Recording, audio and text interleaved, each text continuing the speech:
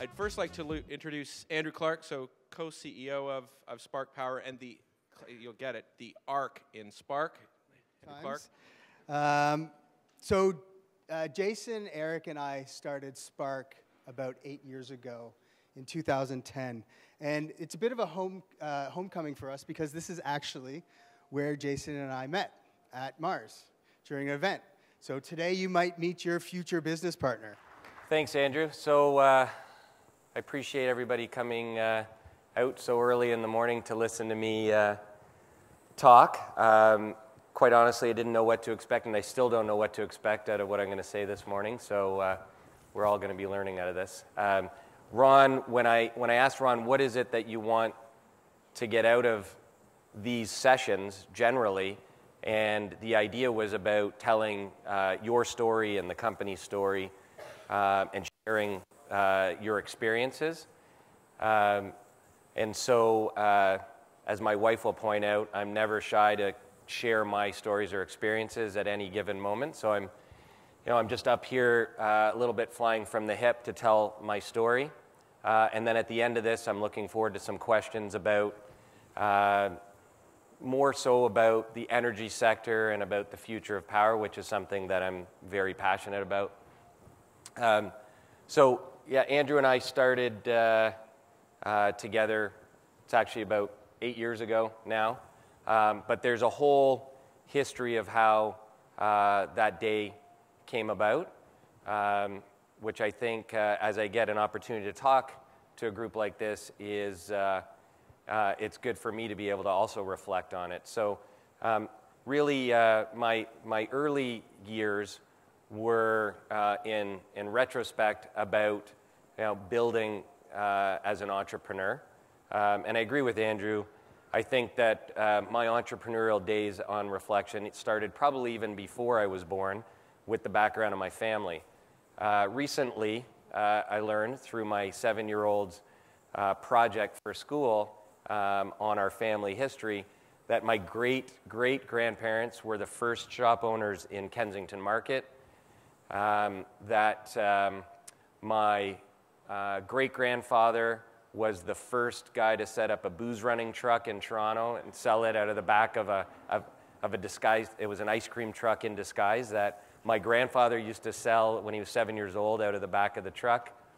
My grandparents had a set of hardware stores when I was growing up, I remember, called Arnold's Hardware. Maybe some of you in this room might remember those. They were ultimately sold to Aikenheads, which got sold to Home Depot.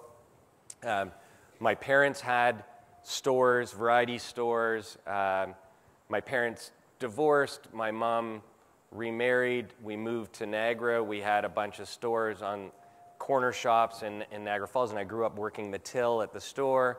As a teenager, I grew up in Niagara Falls working on Clifton Hill and in Maple Leaf Village, and you really learn how to sell. So I really grew up on the streets, so to speak, learning to be an entrepreneur at the most basic level. And I still remember my first true entrepreneurial endeavor, which was selling flowers. I started a business. There used to be, I don't know if it still exists, but there used to be a jobs grant program. So when I was in university, you could apply for a $3,000 loan that was administered through the bank. So I applied for this loan. Got $3,000, and I started a flower business, and what it was basically, in essence, selling flowers to drunk people, which was a pretty easy job to do when you had a guy who really wanted to meet a girl, and he was really drunk, and he had $4 in his pocket left at the end of the night. And so that's how that business started, and it turned into the way I actually paid my way through university. I ran that for a couple of years. And then all the people that worked for me realized they didn't need me anymore, so they went off on their own. Lesson number one in business that I got. But that was my first true entrepreneurial endeavor. And then I did a weird thing. I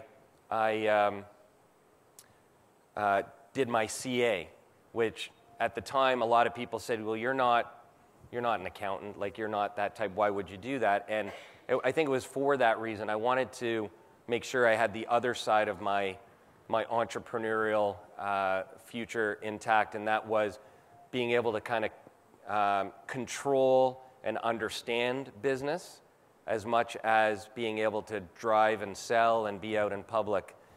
So I think that getting that combination of things together was really important for me.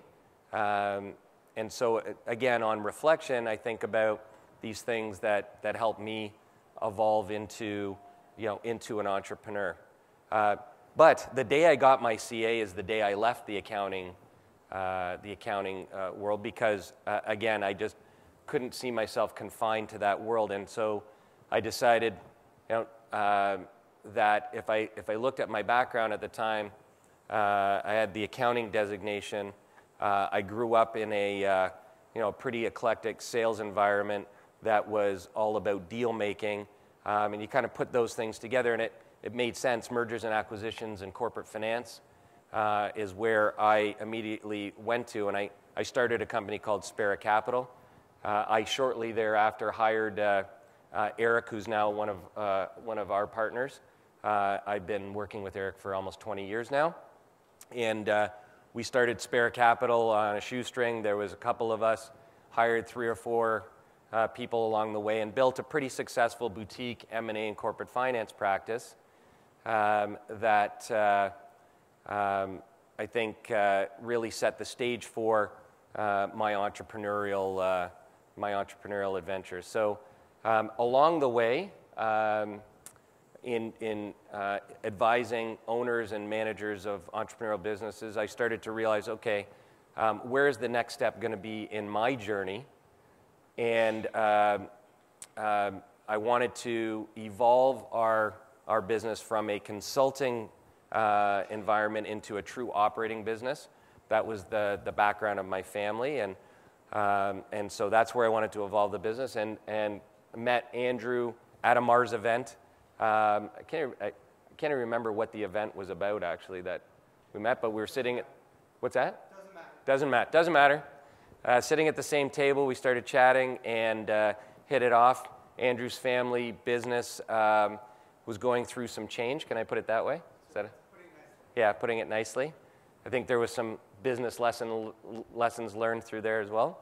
And but Andrew and I hit it off really well, and there was a spark there. And Spara and Clark is spark. That's where it comes from. It doesn't come from energy. It comes from a combination of our last names. But we start to tell the story a little bit like it was written in the stars, so to speak. Andrew and I looked for opportunities to invest in companies, take ownership stakes in companies, and help emerging companies grow. So we created the Spark Fund. That would have been late 2009. And we set out to make investments, and the idea was to invest into help the returns on our capital. It turned out to be a very good way to lose money. So we made one investment, $500,000. Yeah, that doesn't exist anymore. Approximately $541,376, which completely vaporized in about 9 months. Great lesson. And what it helped us discover is that, really it's about us being entrepreneurs and wanting to build our own business. And the idea of backing somebody else's earlier stage venture started to not make sense. It was more about us wanting to be in business, to be leading the business and growing the business. And we were really fortunate, I don't think we were visionary, although I may start telling that story a little bit differently. Sorry, Andrew was way more visionary than I was. I think we're very fortunate in that we had a few people around us who knew about the coming Green Energy Act, or it had just come into effect, and pointed us there and said, here's a thing that you might want to take a look at. We think that there's some legs to this, and it's not just a flash in the pan thing going on. So Andrew and I looked at it. We again considered backing some people. As we looked at it, we went, you know what, we can do this ourselves. This is a burgeoning industry. It's in its infancy. And so we already had the Spark name, and we went, okay, well, we're in the power business now, and we're in renewable energy. And we started with a company called Spark Solar. And Spark Solar was really about taking the opportunity that presented itself in the microfit program. We saw a whole bunch of people running around, primarily the rural countryside, entering into lease agreements with farmers. And what they would do is they would, many of you in this room might recall, is they would lease a 50 by 40 piece of property on a large farm, individual PIN number, and then they would apply under the then simple online microfit application, and it was an 80.2 cents per kilowatt hour rate. And they'd pay the farmer $500 or $1,000 a year, I think it was. And when you do them, you'd have to spend $80,000 to $100,000 to put up one of these 10 kilowatt systems. When you do the math, the returns were enormous because of the size of the rate and the trajectory of the price of panels and construction happening over the 2010 year. But I said to Andrew, how do we make a business out of this, like a lasting business out of this that we can scale? Because if we act as pure private equity-like players and investors, the idea is we're going to go and rent all these places, and then we're going to make all the profits. We're going to pull them out of the farming community, and then at some point in the near term, the government and the farming community are going to say, whoa, wait a second, this isn't consistent with our values. It's not consistent with the intention of the act. So we ended up, coincidentally, being connected to a farming cooperative called Agris, which is a very long-standing traditional farming co-op, 1,200 members. And their farming members were getting approached by the very consolidators and aggregators that I was just referring to, but they didn't want to rent their property. The idea of having some random person on their property, owning assets on their property, didn't make sense. So we crafted this idea of a solar cooperative where we could aggregate but share the risk and the reward. And so it was all about investment from the community, return staying in the community, yet we could still craft an arrangement from an entrepreneurial standpoint, from a capitalist standpoint, where we could actually make a return on our investment. Our investment was to get the solar cooperative and the whole program off the ground, which was not easy at the time. It was very, very difficult. What we thought was actually going to be the hard part, getting the farmers to agree to this and give us money and give us property, was the easy part. The hard part was convincing the Financial Services Commission of Ontario, FSCO, who regulates co-ops and credit unions, that we weren't just a financing vehicle in disguise. We were, in fact, trying to propagate the energy industry. So we had that battle, and then at the same time, all of a sudden, we found out that Hydro One couldn't connect any of the contracts we had, and so we ended up consolidating, going through a whole process with the provincial government at the time, which was going through all of the fun gymnastics around the gas plant, and then ultimately it led to us settling and working with the government and settling to create our own unique program, the Solar Gardens, right?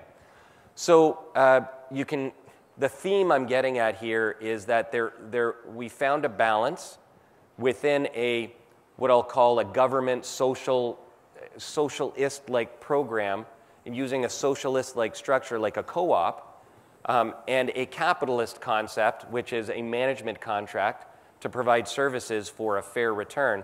And so we started to refer ourselves to ourselves as social capitalists. And that really started to get us thinking about community power. That was the big push early on in our company. So Spark Solar became known as the community power guys, the co-op guys.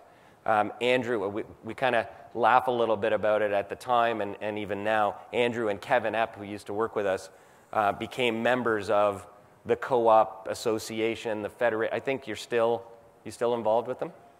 And coming from a very capitalist plastics manufacturing background, and all of a sudden Andrew was like sitting around the table singing songs and playing guitar at Co-op, and is that right? Did I get that accurately? And so Andrew became the community power guy, and I was the accountant, deal maker, and ultimately became the operator kind of guy in the business, which was ironic because it was actually kind of the other way around from a background standpoint. And this is where Andrew and I kind of found our partnership vibe through, I think, primarily through that process, because Andrew really shone at dealing with, having the patience to deal with the provincial governments, the regulators, the gymnastics and logistics going on around the Green Energy Act, and trying to figure out our way forward in a positive, cooperative fashion. While everybody else was screaming at the provincial government, we said, let's support them and find a program or a way forward out of these problems. So that, I think that really is where we cemented our partnership and the platform or base for our business. So we ended up coming out of that with a 20-year contract to manage these assets. So now we're in the renewable energy business. We got contracts to manage, but they're really not labor-intensive contracts to manage. So you're talking about a couple of people in an office. So how do we go from there? And again, this is where, in retrospect, I can at some point tell the story about how we were very predictive, and we saw where everything was going, and we did this way in advance. But really, it was opportunities that presented themselves at the time. How do we get further into the business? So there was a company, Northwind, who was doing construction for us to build out all these solar units for our co-op, and turned out they became for sale. And Andrew had a friend and a family member that was involved in that business. We ended up acquiring that business. So now we had a company that was in the contracting and operations and maintenance side of the solar business. So now we actually had people and trucks with tools fixing, maintaining, servicing things, contracting things. We said, okay, so now we have a renewable service business that we can build and grow on. What else could we do? We're in energy, but we're really in this restricted area. So then we found an opportunity in high voltage, because they were in Northwind subcontracting the high voltage workout. So we ended up acquiring a whole series of high voltage companies, starting with a company called Rondar in 2014, and then another one in 2015 called Pelican, and then we bought Tiltran and Tall Trees and Lisco in 2016, middle of 2016. The interesting part of the Tiltran, Tall Trees, Lisco transaction was we bought those assets from a LDC, from St. Thomas Hydro. And as we went through that, we started to get closer with the LDC community, and we started to really understand kind of the big picture things that were going on in the broader power sector, and how meaningful and impactful the change was that was going on. And the entire business model starting to become in question. That's the first time I think we really started to see that stuff. So continuing with the story of growth, we had then acquired these 5 high voltage companies. Okay, so now we're from the road at the pole to the transformer and substation. What else could we do? Naturally, next was to go into the low voltage side of the business, and so we acquired a company called New Electric, effectively January 1st, 2017. So now we are from, as we say, the pole to the product being manufactured, or from the pole to the solar panel, or the pole to the wind turbine tip, but we cover the full gamut, right? So now we take a step back in the fall of 2017, late 2017. Andrew and I and our senior executive go on a retreat. Interesting anecdotal story. We left our retreat. We went to Napa. We left the retreat the next day. The whole place that we stayed burnt to the ground. Doesn't exist anymore. That was where all the wildfires came through. So it was the most beautiful place I've ever been, and it's just gone. So I don't know if that was a telling sign, but so at the retreat, we said, okay, we've now got all, we've got, what do we have? We have approximately 500 people. We've got incredible blue chip industrial, commercial, institutional, and agricultural customers across not just Ontario. Even though our business is Ontario-centric, we're working across Canada into the United States, and these are blue chip national and international companies that we're doing work for.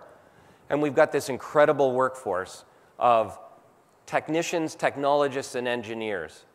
So despite the fact that they're certified as trade electricians, we are a vehemently non-union organization. And the reason that we are is because we need the people that work for us to be dedicated to the customers that we serve. In a unionized electrical business, the way it works is call from the hall. People get to know, people don't get the opportunity, the trades don't get the opportunity to really understand the customers, create the relationships within the customer base that they have, and they'll move around from job to job, from company to company. For us, that won't work because we need our people to be embedded in those organizations, know not just the plant manager, but the VP, and ultimately work their way up the food chain. So we have all these people in all these great companies, progressively more technology-oriented individuals spread across all of these organizations. I think our last count of active customer base is about 4,000.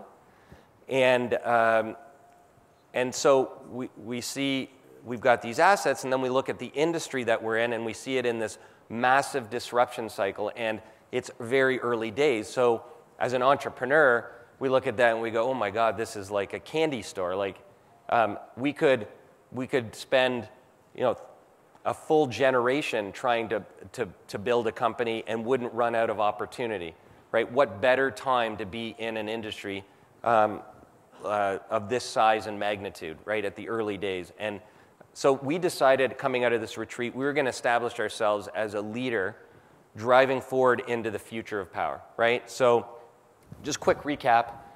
This is a very quick snapshot of what we look like today, right? We went from 0 to here in 7-8 years. Really, most of the growth occurred in the last 3 years or so, and we're about $100 million revenue run rate business. And like I said, 4,000 customers, proudly 300 plus tradespeople, and lots of assets under management. So a really good, solid base to start from. But where do we go from here, and how do we move forward? And so what we looked at was the disruption going on across the broad sector, and said we really have the core assets as a platform to be a leader and a player in the future of power. Not that there's anything wrong with being a great service and technical organization, but actually being a leader and taking that next step. Why not us? Why can't we do that? We've got the customers, we've got the people, we've got the drive and ambition, we've got the confidence in ourselves. So let's set the stage for the future of power. So if you, Kim, if you want to click onto the next. So this is just a quick snapshot of a bunch of the things that we talk about when we talk about the future of power. And for us, when we think about the future of power, we think about the distributed grid. We think about behind-the-meter generation. We think about choice, right? Like everybody in this room has one of these now. I think despite the fact that this is an individual device, we all work for companies that are all big users of power in one way or another.